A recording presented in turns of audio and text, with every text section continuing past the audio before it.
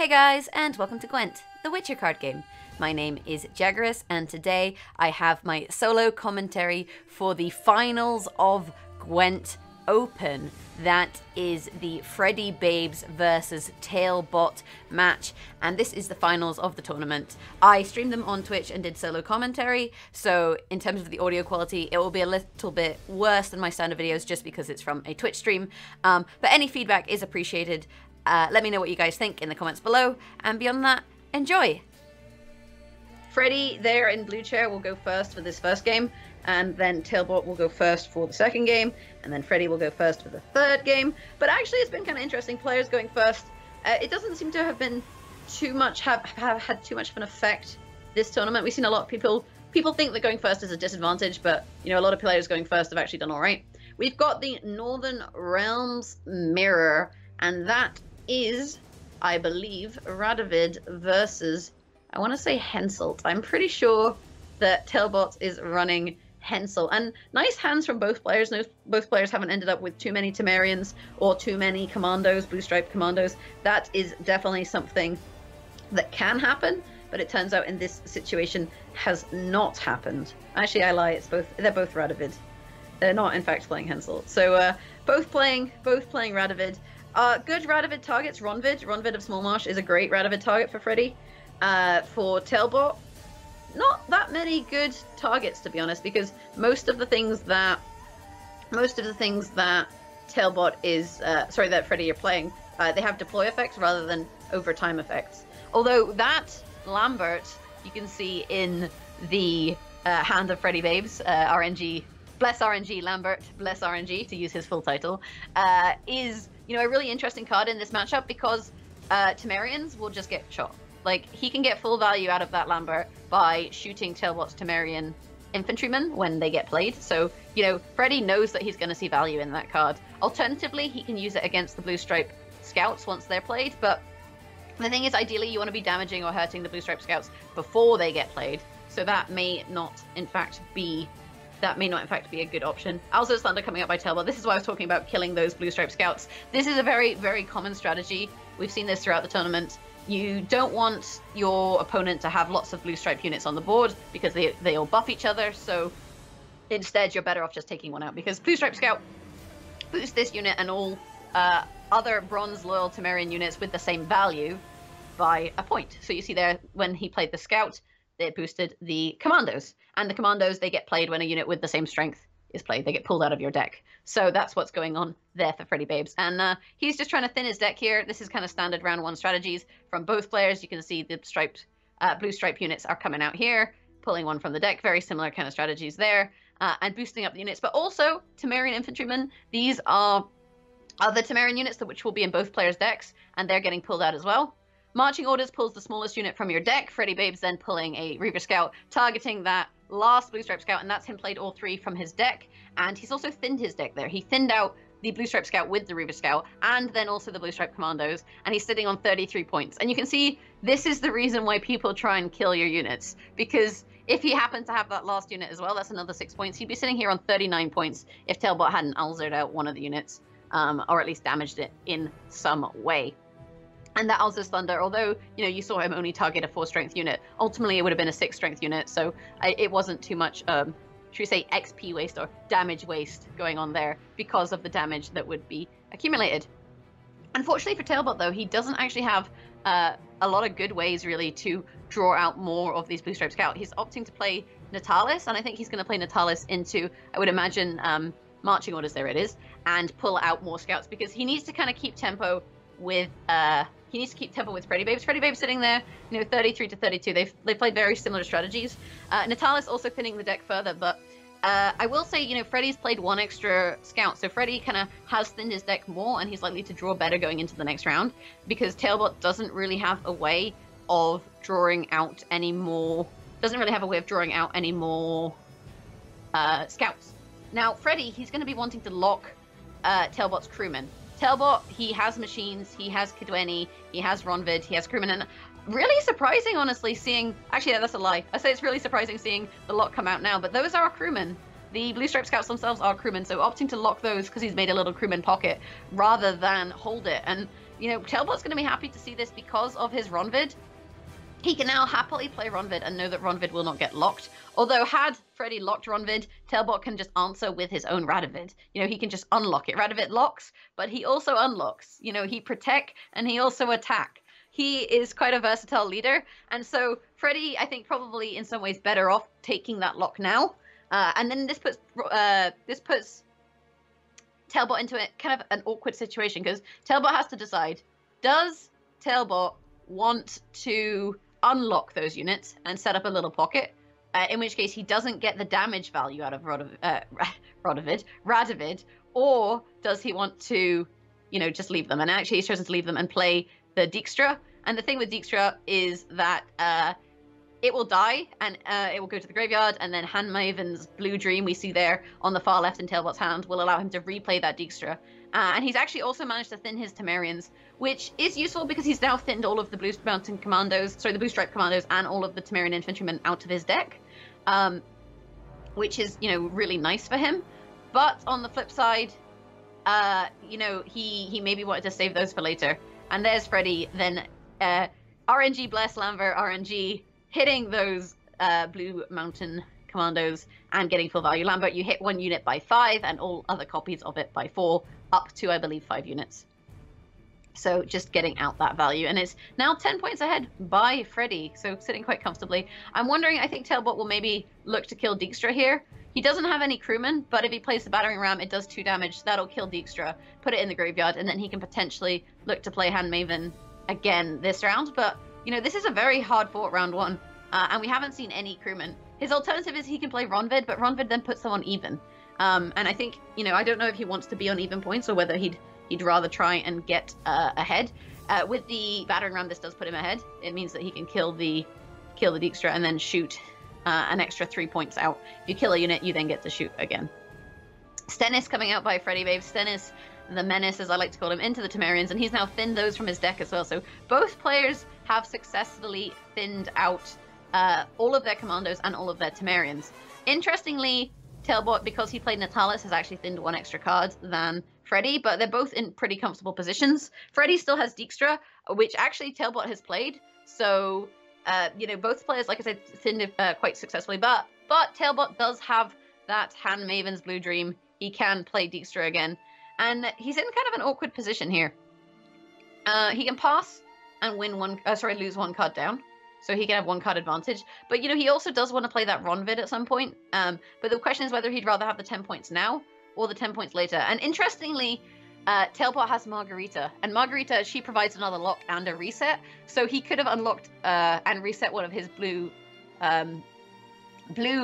stripe scouts this round. But as it is, he's chosen instead to just accept that he's not going to have any crewmen.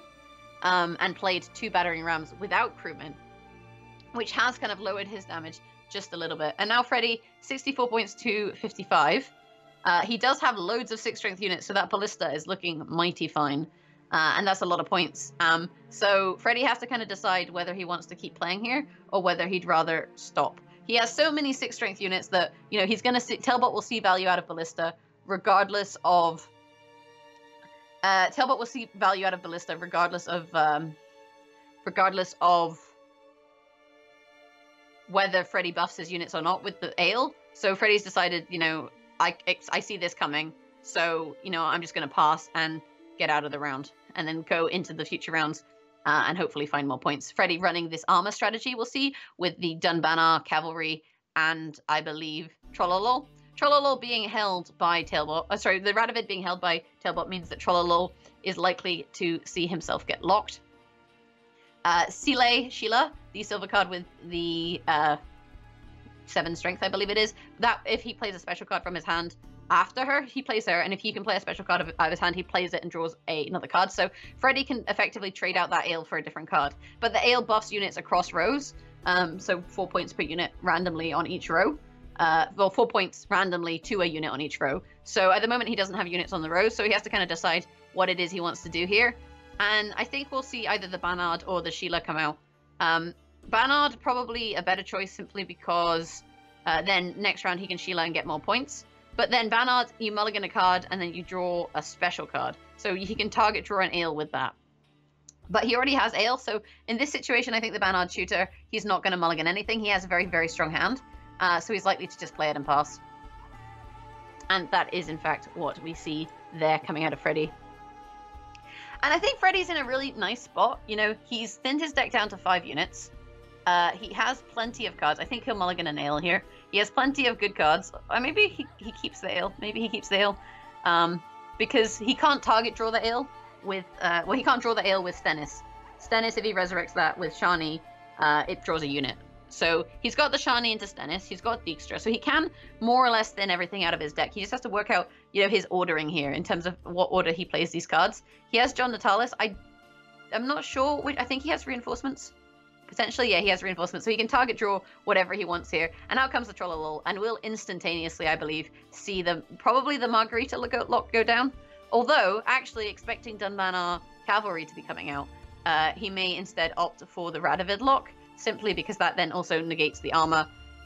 So there's no longer any armor left to be absorbed. And then later, if he does play a Dunbanner Cavalry and gain armor, then he can reset it with Margarita. So I would imagine that Tailbot will opt for the Radovid lock this time around, rather than the...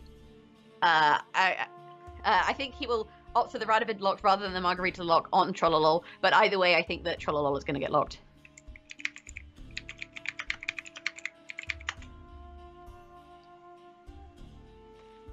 So, Tailbot, what are you going to do? What are you going to do? He's gone for the Battering Ram. So Battering Ram is just 3 damage. And you're letting armor rack up. I guess, like, you don't mind if the armor racks up if you have Margarita. So you're not too concerned about armor racking up if you can just reset the thing that pulls it. I guess that's kind of the thought process behind this play. The thing is, we've also got the Beers, so, you know, lots of targets for Margarita and lots of buffed units. But the thing is, you can only reset 1 unit, right? So if you reset the Dunbanner that takes the armor off of Trollolol, there's still going to be a Dunbanner that takes the armor off of Stennis, right? There's still other armor targets, so ultimately it's not too much of a problem. And because he has Shani and Naneki, Freddy can more or less find whatever the fuck he likes with Dijkstra. He can guarantee what Dijkstra pulls here, because if he plays Shani into Stennis, Stennis then pulls the last Dunbanner Cavalry that's in Freddy's deck, and then Freddy has no cards in his deck, and then he has Naneki to put 2 cards into his deck, and he can then guarantee exactly what he pulls with... He can guarantee exactly what he pulls with Naneki. But I do believe that, you know, he doesn't have great things in his graveyard. He doesn't have a lot of big units. I mean, he can put, I believe, Deathmold back in. Is he running Deathmold? Actually, I'm not even sure if he's running Deathmold. So potentially he doesn't have great targets, to be honest, with this sort of play. There's the lock coming out, and that, I think him not locking the Trollolol tells Freddy that that he's running Margarita. If you're wondering, you know, like, Freddy's sitting there thinking, why didn't he lock Stennis? Not Stennis. Why didn't he lock Trollolol? And the reason he didn't lock Trollolol is because of Margarita. And I feel like here, Margarita, at the moment, she's worth 8 value. She's worth 8 value if she locks and resets the Trollolol. But that leaves 8 armor on the Trollolol. So this is kind of a tricky one. It's kind of a tricky one in terms of the timings and when you play your cards. And you can see Freddy looking at his graveyard and wondering, you know, what can I put back in with Dijkstra? Because actually at the moment there's not a lot of good options, because he hasn't played Dunbanner or anything earlier. All of the Dunbanner are still alive. So the Dijkstra play by Freddy it's not going to be like that. It's not going to be like that, what was it, 26-point Dijkstra we saw in the Hannah-chan versus Tailbot match just before this. It's not going to be like a 26-point Dijkstra with a Commander's Horn and a Ronvid. It's going to be a pretty low-value Dijkstra, to be honest. There is Tailbot's Hand Maven into his own Dijkstra, so he just resurrected it, and he's pulled a Blue Stripe Scout with nothing attached, and a Ballista, which does get to shoot twice, but ultimately he ran out of time, I believe, there, because he shot the armor. I think he ran out of time because he shot the armor there on Trollolol, and I don't believe you would shoot the armor on Trollolol if you had time. I think he just kind of roped himself And Tailbot spent too long kind of thinking about what it is that he wanted to do, and as such ran out of time. So there goes the armor off of the Trollolol. Freddybabes, 8 points, I believe. But then the thing is with Margarita, what do you lock? I think Margarita, you're better off at this point locking. You're better off at this point locking Trollolol, if only because it's racking up armor. If you lock the Dunbanner, you know, then you get 8 points, but you're still letting the armor accumulate. And that last card in Freddy's deck is a Dunbanner. I mean, maybe he's wondering if it's Dijkstra or what it is. Like, Tailbot doesn't know 100% what it is, but he can more or less figure out the kind of cards that Tailbot has in hand. And the kind of cards that Tailbot might have in hand is another Dunbanner. So I think at this point, Tailbot, like, you need to take the Margarita and you need to lock the Trollolol. Because if you don't, then, you know, you're just playing into Freddy's strategy. And there, finally, we see the lock come out on the Trollolol. Admittedly, Tailbot does have 20 points in hand with that. He does have 20 points in hand with that Commander's Horn. And he has the ability to replay a machine with the Kidweni. I think he's probably more likely to res a battering ram. I think he's more likely to res a battering ram and replay that than he, oh, actually he's got a battering ram, but I think he's still more likely to res a battering ram than he is to play ballistas, because all of Freddy's units are different strengths. Although now he's playing Shani, that's a 5 strength unit with the 6 strength unit. So I feel like because those units are close now, you know, you can have an argument for ballista if you sat down and, you know, worked out which will be more valued, a replay of a battering ram or a replay of a ballista. Alternatively, he could Shani Death Mold and get 7 value, but I think he's more likely to Shani a machine. And the thing is, it's interesting to see what happens with this Naneki. Because, like I said, he's got the Dijkstra and he can pull 2 units. He can put 2 units back into the deck, I believe. Or maybe it's 3. It might be 3. If it's 3 units, he could put a Blue Mountain Commando and 2 Blue Stripe Scouts back in, and then guarantee the pulls on all of them, which would be a 12-point Dijkstra, minus the 4, so it'd be an 8-point Dijkstra, I believe. But I can't remember if Naneki puts 2 cards back into your deck, or 3. I think it might be 3. I'm pretty sure it's 3, right? I'm pretty sure Naneki is 3. So what he could do here is put 2 Blue Stripe Scouts and a Blue Stripe Commando. Oh, the Banard Shooter works as well. And 2 Temerians, and then 1 Temerian would pull the other Temerian. That works too. I was going to say, you know, in terms of what he pulls. So now Dijkstra will pull basically will pull both Temerians. Because there's 3 units in the deck, there's no way that he can't get both of them. So he'll get 6 points out of the Temerians, plus the Banard Shooter is 9, 15 points minus 4. So he's got 11 points left with the Dijkstra. Tailbot, so he's got 11 points. That puts him on 87. So Tailbot 52 versus 87 means he has to make up 35 points. Admittedly, Shani is a big play. Shani is a big boy play.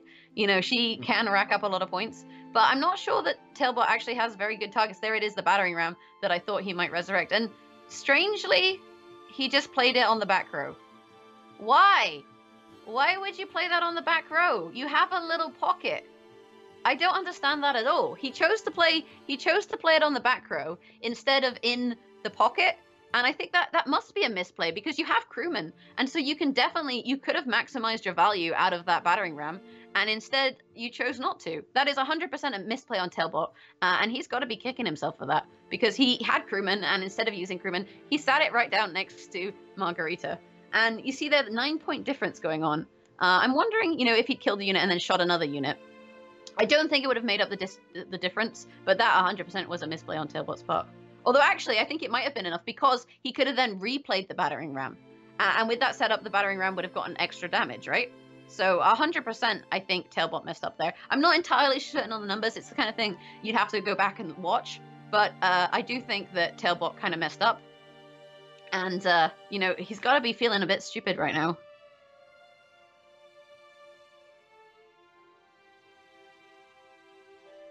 Okay, so it's showing 1 win on Radovid there for Freddybabes. So Freddybabes, Unseen Elder, and Amir. Those are his decks left to play. Unseen Elder doesn't match up that nicely against Radovid. So if the question is whether we think Tailbot will stick or switch. Turns out Tailbot has decided to switch, and as everyone knows in the Monty Hall problem, switching is the right way to go. So here we have the Skellige King Brand deck versus the Monsters Consume deck with the Neckers and the Harpies. We've seen both of these decks played today. Both decks very interesting. One Raider in hand there for Tailbot is not something that you really want to see, but you know, he's still got options to mulligan. So it's interesting to see what he'll want to do, and he's actually opting to hold on to that Raider. I'm not entirely sure why you would opt to hold on to a Raider when you have an extra mulligan, because he doesn't have a way of discarding from hand. So 100% I don't really understand Tailbot's decision, other than maybe he's tilted. I'm not sure. I'm not entirely sure why he kept that. Freddybabes, on the other hand, he's set up his hand quite comfortably. He's got one Necker, which you want. He's got no Harpies, which you want. He's got no gold cards, but he has Toad Prince, so you can use that to eat something and draw another card. So he has options, and he has a lot of deck thinning. In this deck, you can thin your deck quite nicely, although ideally you want to be eating beasts, and that's how you thin your deck. At the moment, he doesn't have any beasts. Usually he plays a Woodland Spirit, and that spawns some wolves, and then he eats the wolves, and that pulls the Harpies. Harpies get pulled when you consume a beast.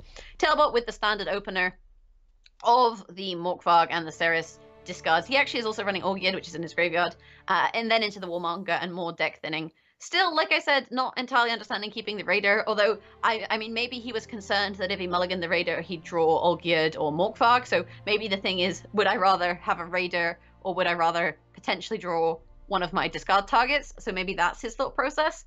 That's the only thing I can think, but I think still, for me, I would take the mulligan, because 4-strength Raider in hand is not a great card.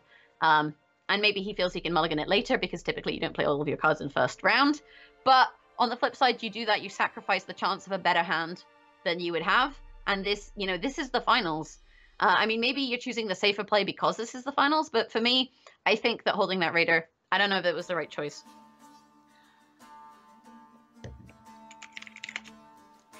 Okay, so we've got Harpies galore. Freddybabes has a serious case of Harpies right now.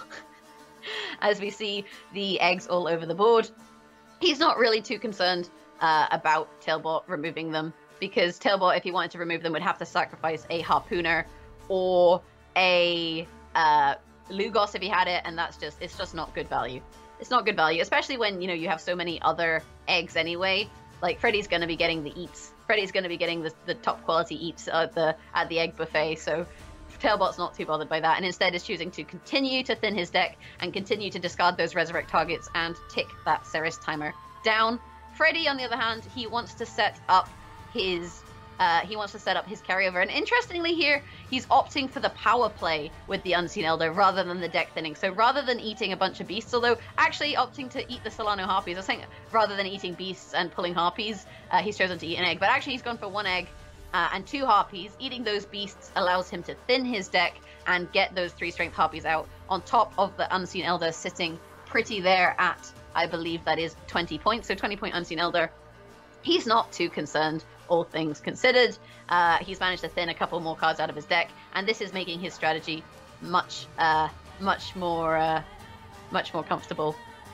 Okay, so what does Tailbot do? If I'm a Tailbot, what am I doing here? I mean, you have a Harpooner. You can get 12 value out of your Harpooner. You could play your Grimmist and potentially play Fog and pop an egg. You could play your Grimmist and play Bloodcurdling Roar, which he's opted to do, and get a decent number of points. That puts you 10 points ahead of Freddy. But Freddy's got an Ekamara, so Freddy can just catch this up. Ekamara, eat an egg, 11 points, puts him 1 point ahead of Tailbot, and also sets up his carryover, as well as buffing his Necker. So the question then is whether Freddybabes values the carryover now, or values the carryover in the next round. Because now, basically Tailbot's going to be getting a res in the next round and pulling Ceres. So we're going to see Ceres come out in the next round.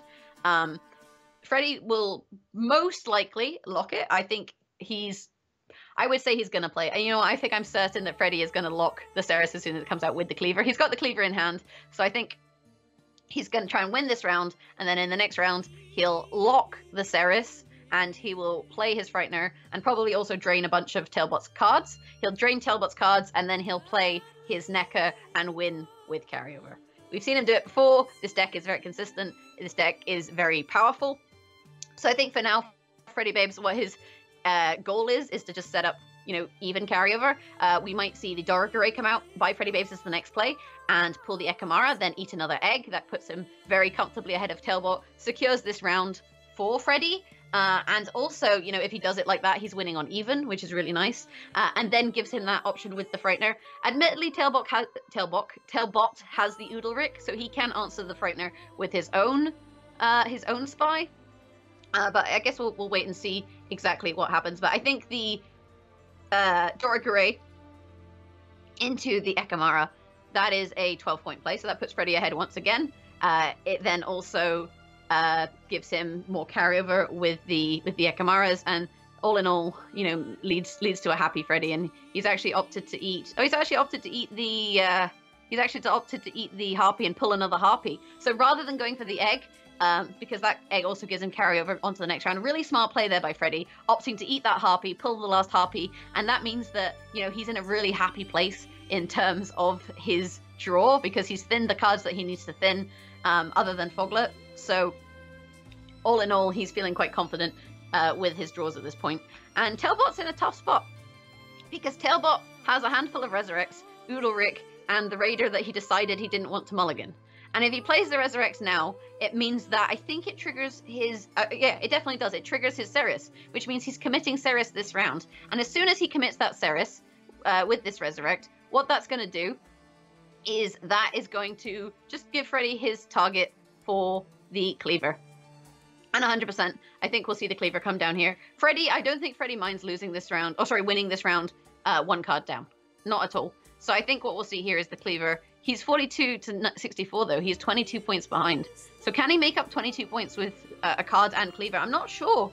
9 points from Cleaver puts him 13 points behind. So we'd have to make 13 points with one play. He doesn't have a lot of great targets in the graveyard. Although he could eat his spy. He can make it up if he uses the toad. If he uses the toad and eats his spy, then he's made it up. I don't think it's a play that Freddy necessarily wants to make, though. I think if we see Oodlerick come out here, you know, Freddybabes, is he going to answer with his own spy? So typically, players play spy for spy. Tailbot doesn't want to play his Reses, and he doesn't want to play his Raider that for some reason he's decided to hold in his hand.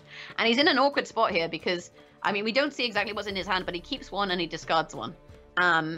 And, you know, he could be offered a situation of 2 golds. We haven't really seen gold cards coming out of Tailbot. You know, he still has 3 in his deck, so he could be offered a gold card and a gold card. And if you're offered a gold card and a gold card, then you have to discard one of your gold cards. And if you have to discard one of your gold cards, you're in a very unhappy place, especially with only 3 seconds left on the timer. So he took Lugos. Oh, and he's discarded Restore. That is exactly what I meant when you say you're getting a tough choice. And that is the risk with Oodlerick, because the other card doesn't go back into your deck. It gets discarded.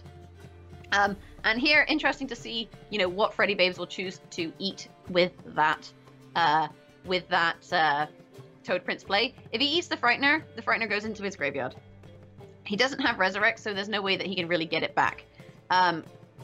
Alternatively, he could eat the Ghoul, in which case he just gets 4 points, but then the Ghoul's kind of gone. He could eat the Monster's Nest, in which case the Monster's Nest is gone, but he has to eat something. I think he was hoping for a better eat target there, rather than the Restore, in order to give himself a little bit of tempo. So now he has to decide whether he thinks he needs the Frightener or not. And I think at this stage you eat the Ghoul. I think you eat the Ghoul. It gives you another consume. Admittedly, it denies a consume. But I think the Frightener in the last round is in the middle round is maybe something that he wants. And actually, he's decided that he's okay without it. He's okay without the Frightener. And that's fair enough, because he has carryover, because he has Neckers.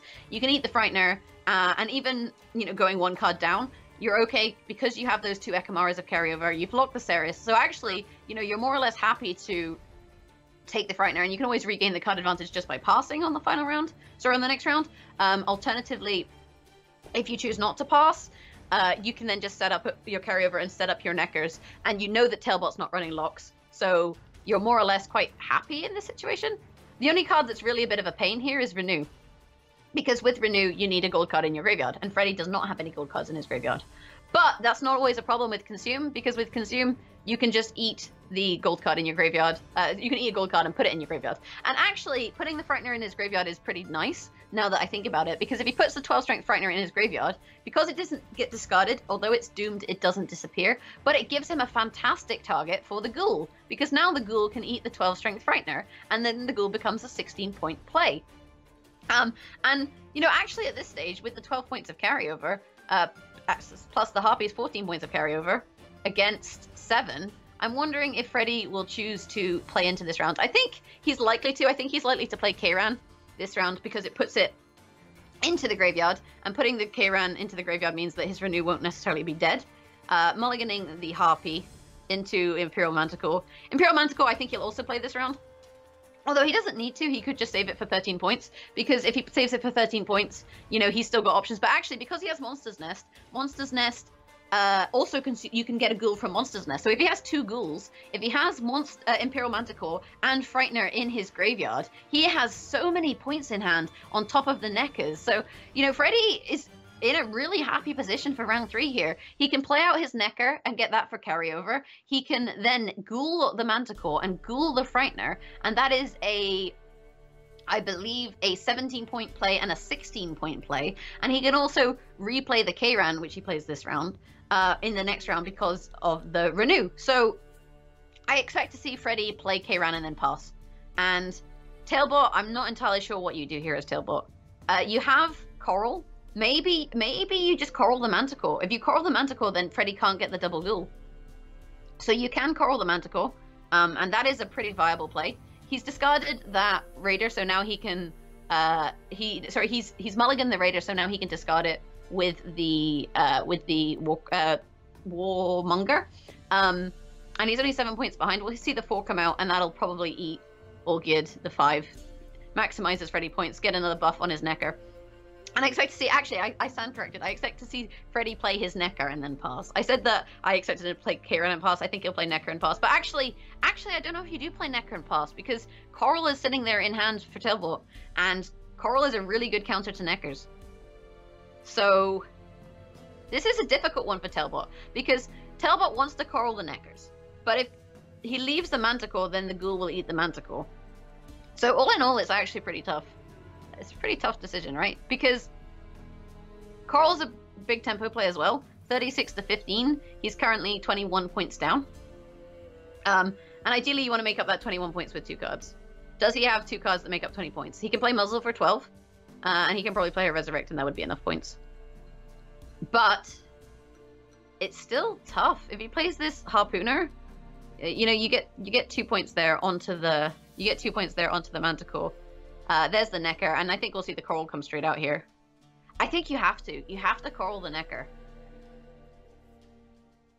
But then I guess Freddy could just top deck a Necker. Like, equally, he could just top deck a Necker. You Coral the Necker, that is 13 points, puts him on 36 to 44. So he'd then need to make a 9-point play if Freddy passed. Because this is, I think, where Freddy passes, right? You've got your Manticore, you want that in the graveyard, and you've got the Frightener. Unless you go for 2-0, but I don't think you necessarily go for 2-0. I think you're kind of happier draining your opponent's cards and then looking to eat what's in your graveyard. And he needs Manticore in the graveyard if he's going to eat it. So potentially, I think he passes here. And I think if he does pass, then Tailbot will then lock the Necker. Although damaging the Necker, I don't know.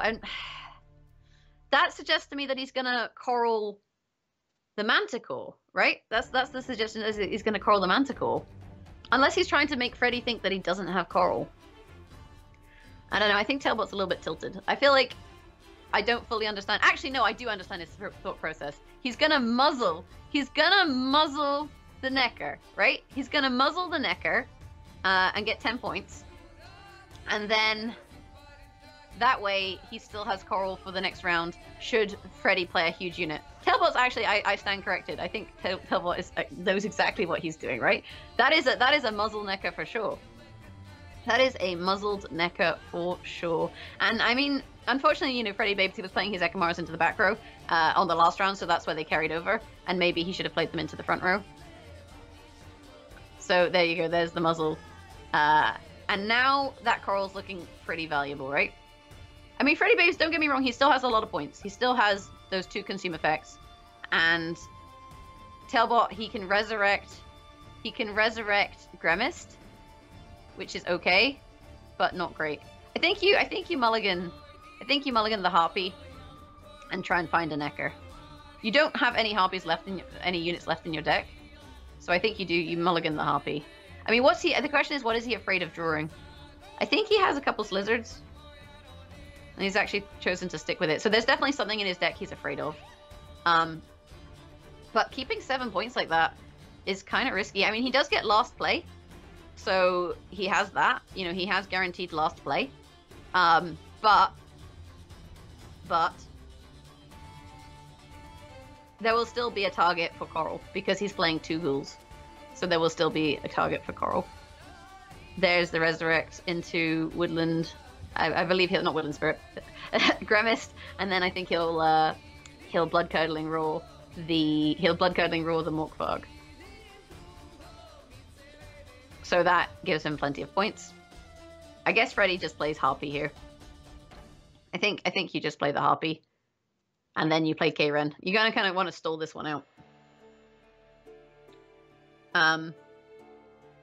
But the thing is, Tailbot can just sit on his Coral until a big unit is played, because he knows Freddy does have big units. I'm wondering what he was afraid of drawing. I'm just kind of think, he's afraid of drawing his Foglet. He's afraid of drawing his Foglet. He's got 7 points, and he was afraid of mulliganing into 4. He's afraid of a 1 in 8 chance of mulliganing into 4.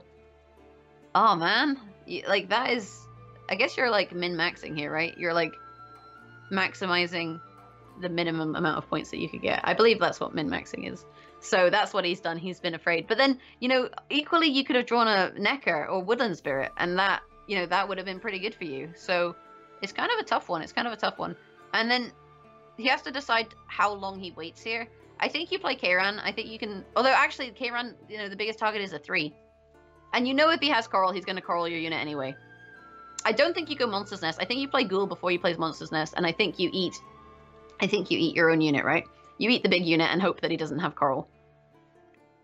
And then if Coral gets played, you then have a target for Kayran. But yeah, I think Freddy was avoiding Foglet, and that's why he didn't mulligan, and he wanted to, and maybe he'll regret it. But I don't think he should go Monster's Nest here. But he's opted to go Drowner. So he's opted to go Monster's Nest and Drowner, and I guess he's opted to set up his Kayran, right? That's what he's doing here. He's setting up his Kayran. It does mean Coral's going to hit a 10. But, you know, Coral was going to hit whatever he plays here anyway. So this ultimately set up a Kayran for a 5 strength target, which is nice. He has Lugos, but his Lugos is only going to be worth 11. So he's got 11 and 5 plus 8. What is 5 plus 8? Maths is hard. 13. 24. Tailbot, it's on 48. Freddy is currently on 17. Plus 10, 11, 12, 13, 14. And the consume is how many points? It's a few. Actually, he opted to... Nope. Can he not eat the 6? Why would he not eat the 6? I'm pretty sure he could have eaten the 6. Unless I'm mistaken. I'm pretty sure he could have eaten the 6. So opted to target... Opted to... I don't know. We'll see. Maths is hard. 31! 31! Holy shit. Look at that. Look at his smug little grin. I'm pretty sure Kayran can eat golds. Maybe Kayran can't target golds, but I definitely thought that Kayran could target golds. I may be incorrect here. It may be that Kayran can only eat bronze and silvers. No, consume a unit with 6 or less power. So he chose not to eat. He chose to eat the Armor Smith.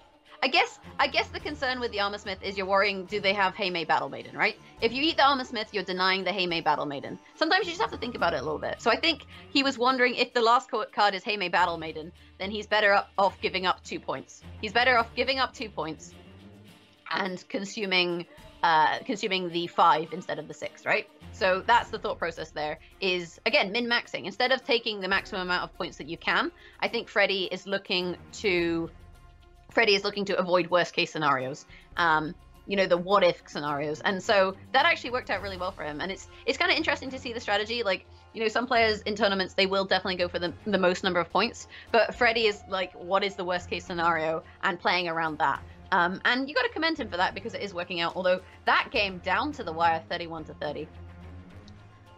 Okay, so here we are with game number 3, and it's still, I was going to say it's still all to play for, but Freddy is sitting 2-0 up, right? Freddy is sitting 2 points up and now just has to win with spies. And as Tailbot, you gotta be feeling pretty, you gotta be feeling pretty down about this situation. You have to beat spies 3 times with 3 different decks, and that is not going to be a fun situation for him.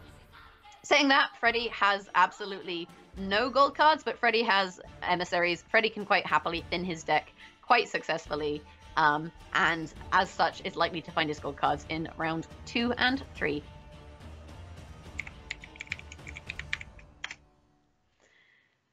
So Freddy with the opener, and this is a bit awkward. Opening with spies is awkward. A lot of people like to just play an emissary. He could play an enforcer and shoot nothing, and that's kind of maximizing his enforcers for the future. By playing the enforcer now, you've set up a situation where in the future you'll get points, and then, if Tailbot has Death Mold, Tailbot has Death Mold, and Freddy just has to deal with it. But it turns out Tailbot doesn't have Death Mold, so everything is good in the hood. So Tailbot, how does he respond to this? He doesn't really want to deal with this card. His mulligan has led to him having a blue stripe commando in hand, which you just don't want to see. He doesn't have any blue stripe scout, so I guess the play here is reinforcement into blue stripe scout to start that thinning process. But if you do this, it's still going to be tricky. You're then going to have to play Natalis into marching orders into Reaver Scout in order to get more units out. So we'll see how it goes. We'll see how it goes.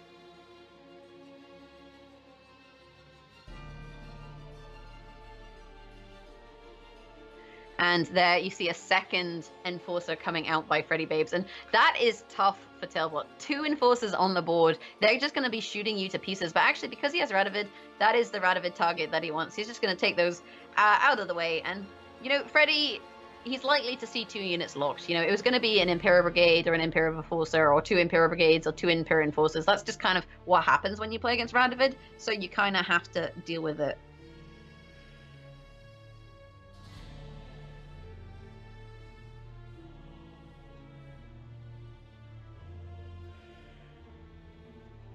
So we see the Emir now coming out, and Emir is a really good counter to lock. If you pick up a unit, then it unlocks. So he can play Silak into the MSA, but actually I think he's probably likely to pick up Silak and replay him and guarantee the deck thinning rather than he is guarantee his enforcers. He's quite okay with having no enforcers and instead just finding as much thinning as he can, so that in future rounds he can find his gold cards, he can find his Menno, his Rainfarn, and guarantee that Joachim play.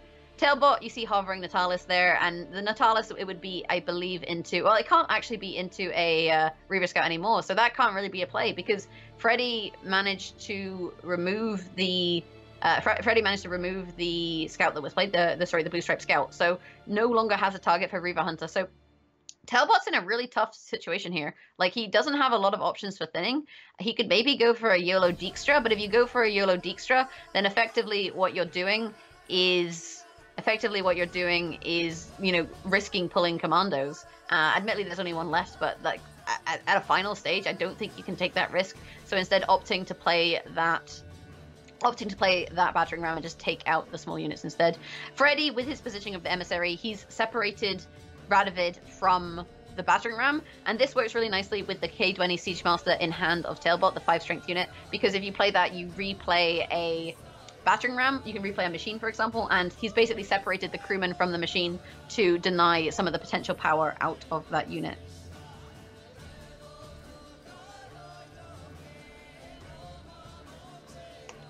So here we have Tailbot, deciding what to do, and he's got such a poor hand. Admittedly, you have those 2 12 strength units, so you can see value out of those ballista, but that value is then just going to be negated by spies, and the more spies that Freddy plays, the further and further he's going to creep.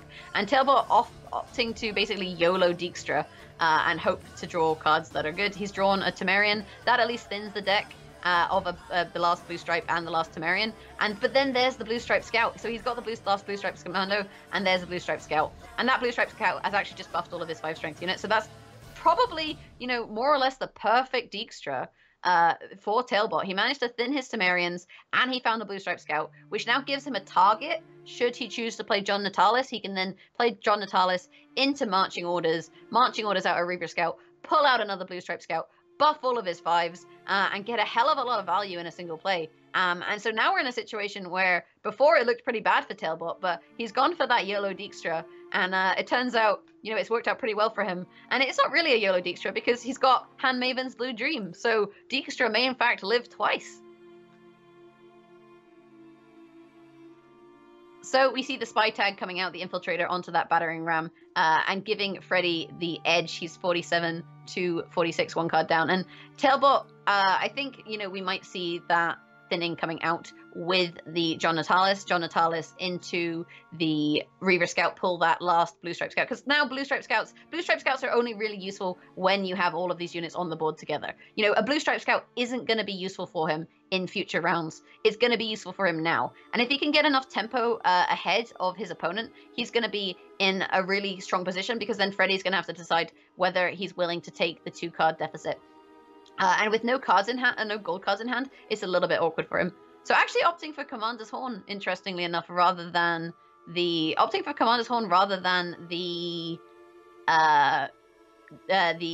marching orders. An interesting choice by Tailbot. It gives him, you know, it turned out to be a, let me work this out, 20 plus 6, 26-point play. It turned out to be a 26-point play, so still decent. But if he'd gone for marching orders into that scout, I'm just trying to think, that would be 6, 7, 8, 9, 10, 11,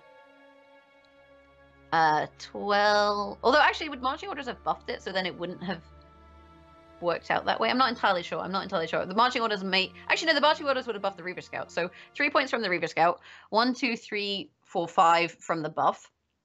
8 plus 6 plus thing. I think Commander's Horn was slightly more points now, but I think ultimately... I think Tailbot should have gone for the Reaver Scout play if that's what he has in his deck. He might not have a Reaver Scout in his deck, but I think at this stage in the game, that would have been a better play, because he's not going to see value out of those Blue Stripe Scouts in the future, and he's still got 1 in his deck, so now he's in a risky position in terms of his mulligan. Freddy opting, I believe, to play the Selak, I think, and then pulled an Emissary.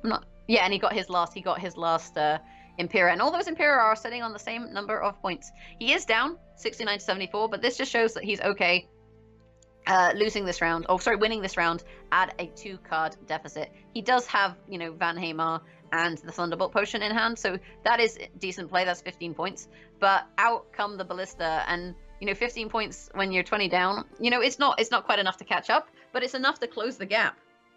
And also, if you do kill one of those emissaries, then there's one in Tailbot's graveyard. And if there's one in Tailbot's graveyard, then you can play your Vic of Aromatic and summon it and thin your deck a little bit more. So I think if Freddy, as he's shown, does want to play into this round, we're likely to see a Van Hamar come out here in order to set up his Vic of Aromatic and also to close that gap a little bit. And actually, he's chosen to just bow out of this round.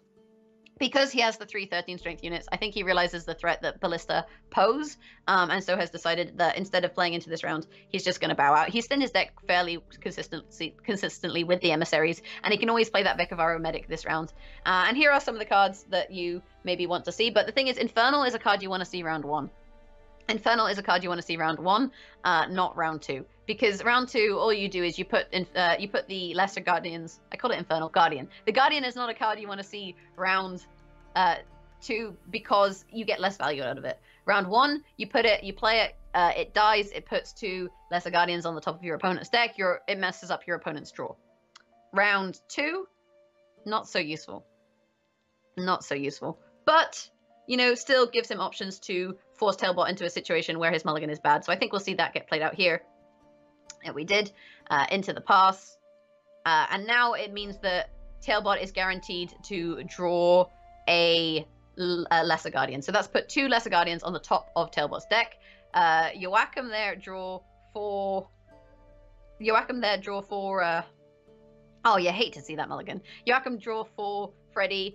Whether he chooses to keep it or not, if he mulligans it, it means that, you know, he can target draw it with Rain Fawn, so it's quite a safe mulligan. Tailbot mulligans the Guardian, and he pulled the Blue Stripe Commando. That is an unhappy mulligan if ever there was one. He just traded 6 points for 6 points, because when he plays the Blue Stripe Scout, that is just going to buff the commando by 1. But what he wanted to do was play the blue stripe scout and pull the commando and make that a 12-point play. So, you know, that Guardian play actually really working out quite happily there for Freddybabes in terms of messing up his opponent's draw. Managing to play it, you know, round 2. Like I said, not as usually as good as playing it round 1, but still managed to turn out pretty good. And the reason it turned out so well is because Tailbot had that blue stripe commando in hand. He had that blue stripe commando in hand round 1. So he had to then mulligan it round 2, and it put him into, like I said, a little bit of an awkward spot. This is not a great choice for Freddy, because ideally, you know, you don't want to turn spies off. If you turn spies off, it gives you fewer spy targets. It does not as well with your Imperial Forces and Imperial Brigades, but, you know, he has played all of his Imperial Brigades already. So, you know, maybe comfortable just turning off that spy and denying himself a spy, but saving the Nausicaa for the Rain Fawn pool, because you do want to be pulling Nausicaas with Rain Fawn. He does also have the Iris in hand, and this is really interesting because he has Iris in hand, and what that means is that, you know, he plays Iris. If it dies, it gets 25 points. But Tailbot doesn't have Margarita. So Tailbot, if he wants to deal with Iris, he has to kind of make a YOLO play, right? He has to make a YOLO play with his Dijkstra. So it could work out really well for Freddy with this Iris. Equally, Tailbot could counter it with Margarita. We know that Tailbot's running Margarita in this deck, so he does have that extra lock. But he doesn't have it in hand, which means that he'd have to find it. He can't resurrect it because he hasn't played it already, so Shani isn't going to give him value in terms of finding Margarita. And, you know, you couldn't find Margarita with reinforcements anyway if you happen to have it. Reinforcements can't draw Margarita. So when that Iris comes out, you know, Freddy doesn't have a way to kill it instantly. Sometimes you can kill it instantly if you have Enforcers. At the moment, he doesn't have any Enforcers. If he can find one Enforcer and play it into... Actually, if he can find one Enforcer and play it into the Frost, he would kill it instantly. Assuming he's lucky. And I think he'll opt not to play this Emissary into the Frost so that he can play Iris into the Frost should he find his Imperial Enforcer. And there it is. Okay, so now Freddy is really happy, and the YOLO Dijkstra honestly doesn't matter, because what it means is he just waits 2 turns, he plays Iris into the Frost, Iris gets shot by the Enforcer, and then Iris dies to the Frost. So no longer is it an issue that Tailbot has Margarita, and Freddy knows that Tailbot might have Margarita, so Freddy is definitely trying to find the Enforcer and set that up. And, you know, even though he turned the spy off, it doesn't matter, because turning a spy off doesn't... with the Enforcer only triggers when spies are played, not for existing spies, so it's totally fine with the Infiltrator to do that. And I think, honestly, Tailbot's in a really tough situation, because between Iris and Joachim, you know, there's a lot of points there. And he might find the Margarita, and whilst he's not going to be able to use it on the lock against Iris, he will be able to reset units with it. So he still has the reset value of Margarita. He's having to try and find it with Han Marvin's Blue Dream. So he's kind of in a... He's going to have to try and luck out to find it, basically. So I think all in all, you know, this is a really difficult position for Tailbot. It really kind of comes down a little bit, I think, to what he pulls with his Dijkstra. And there we see the shot, there we see the Iris, then the Frost triggers, and he got lucky. He definitely got lucky there, because it killed the Iris. I mean, he could have gone for the lock, you know, the Dijkstra lock there. And if it was a 50-50, you know, and if it hit the other unit, then Tailbot maybe would have gone for the Margarita lock and locked the Iris. You know, Freddy could have played the Infiltrator then instead. And chose not to, ultimately. He chose not to do that. And really an interesting decision out of Freddy to play the Iris there rather than to play the Infiltrator and guarantee the death of the Iris, because he wasn't guaranteed it there, and he did know that Tailbot had Margarita. So a little bit of a risky strategy there, a little bit of a risk. I don't think Tailbot can play Han Marvin here. Like, he's hovering it, but I think it's too risky. He needs to play the Ballista and the Kadueni first. He needs to wait because he needs that reset value. If Tailbot is going to catch him, bear in mind Freddy is sitting on 45 points. If Tailbot is going to catch him, Tailbot needs to find that reset on the Joachim target. He needs to be able to reset that down if he's going to win. So I think for Tailbot, he can't afford to play Dijkstra now. He can't afford to play Dijkstra until we see Freddy play Joachim. And Freddy has to play Joachim before Tailbot plays Dijkstra. You know, Freddy doesn't really have a choice terms of his ordering because Tailbot has card advantage. But there's 30 points in it. You know, we're sitting here with a 30-point difference between Freddy and Tailbot. Freddy does have Rain Fawn and does have Assassination, so has a hell of a lot of points kicking about. Freddy is in a nice spot, and I think this just comes down to Dijkstra. I think ultimately you're in a situation where this comes down to Dijkstra. I think with Tailbot, he's going to have to play the... I think you should play the K20 now. If you play the K20 now onto the Ballista, you're going to get value out of it. Alternatively, he's thinking maybe I should Reaver Scout my Ballista because it might die to a Nausicaa, but then if it dies, he can just Shani. So ultimately, it's kind of okay. Here comes Shani. What's he got in his graveyard? I'm not convinced there's a lot of value. I mean, I guess he could have rezzed Iris. He could have gone for the Iris res, right? Maybe he should have gone for the Iris res. He's gone for the Battering Ram. I think he has to, like, take risks, and I think Tailbot's not taking risks, and ultimately, Freddy can quite comfortably take risks. There's the Nausicaa, you kill the Ballista, and now you no longer have, that target for the... I was going to say you no longer have the target for the... you no longer have the target for the K20, but actually you do. You have the target because you can hit the Battering Ram. So 71 to 29. This is very, I think this is very interesting. So you've got Assassination. I think Assassination, you kill the Battering Ram. You kill, oh, but if he kills the Tailbot needs targets for Reaver Scout. He doesn't have targets for Reaver Scout. Freddybabes will Assassination onto the Battering Ram, and then onto the Ronvid. And now Tailbot has to basically hand Maven, and he has to find a target for his Reaver Scout, and he has to find a target for his Reaver Scout, and he has to find Margarita. And you have to go Dijkstra here. You can't afford to go Assassination. You're too far behind. So here he needs to find Margarita, and he needs to find a target. And instead, he's found 2 Infernals. Oh, look at Freddy's cheeky little grin. That is painful. That is so painful. Double Lesser Guardian there. And, oh man, that is the cherry. That is the cherry on the BM cake that was this match for Tailbot. And Freddybabes is the Gwent Open champion. Hashtag Babes for Babes. Congratulations to him. He has qualified himself for Gwent Challenger. Tailbot qualified himself too. And, you know, Tailbot, I think, has played very well this tournament. He 3-0'd in the first round. He had some nice plays against Hana-chan in the final. And, you know, people questioning Freddy's janky decks, questioning maybe things like Lambert, for example. You know, he's just gone to show them that he is a very strong player, and some very clean plays and some very calculated plays coming out here. And, you know, some really interesting thought process by players. That I think that second game was the most, like, you know, most interesting one. The Monsters play there was, you know, really, really cool. And Freddy taking home a $10,850 prize pool. That 3-0 means he gets the full stake of the final match. The prize pool basically is split depending on the score. Tailbot, you know, $3,800, nothing to turn your nose up at. I would quite happily accept $3,800. But Freddy, you know, you got to be feeling so good. You just made 10 grand, buddy. And well played. There were some tough opponents here. He beat Adzikov, he beat SuperJJ, and he beat Tailbot to become the ultimate grand champion of Gwent Open #2. And it has been honestly an absolute pleasure to commentate with you guys. It's been really cool to think about the plays that players are making, kind of question them, kind of decide when it's a misplay and when it's, you know, 100 IQ plays, not 100 IQ plays, 400 IQ plays. 100 IQ plays are just like standard plays. And it's honestly been really great to commentate. I thought that Gameking was going to win. I did want Freddy to win, but I thought Gameking was going to win. And that is now his, I believe, 3rd tournament. He's won Gwent Mania #1. He came 3rd or 4th in Gwent Mania #2. And now he is the Open #2 winner. And Freddy is such a lovely guy as well.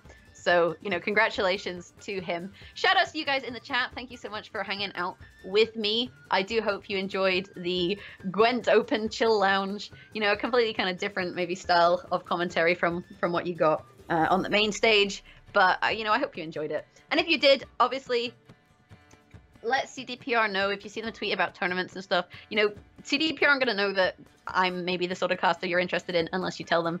And I will also do my best to encourage them in that regard as well. We'll see kind of what we can do. And you know, hopefully maybe do this sort of thing in the future potentially. But it's been lovely. Honestly, it's been so much fun. Have a great day. Try and be good. If you can't be good, don't be bad. I've been Jaggerous. This has been Gwent Open. And I'm proper exhausted. So I'll catch you guys next time. It's time for dinner. Bye.